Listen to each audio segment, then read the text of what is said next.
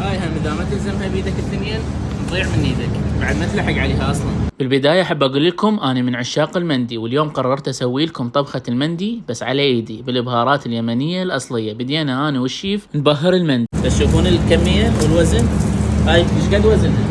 وزنها 800 إلى 900 جرام. وبعد ما تبناه كله صفطناه بهالطريقه على الشبكه، وبعدها نخلي السيليفون ونتجه للتمن ويا البهارات الخاصه مالته. بعدها ننزل قدر التمن، ووراها ب4 ساعات الى 3 ساعات يجهز عندنا كل شيء. وبعدها هنا تبلش مرحله الذوبان. تعال فسخ الضلوع والافخاذ على كيفك، والدجاج وكل شيء جاهز. اتجهنا للمكان حتى ناكل. طلعنا لنا كتف مرتب، زينا وقعدنا احنا والشيف اليمني، وبقينا نختبر الطعام لحد ما انترست بطوننا. لانش ما تاكل ما يعجبك تعوف الماعون.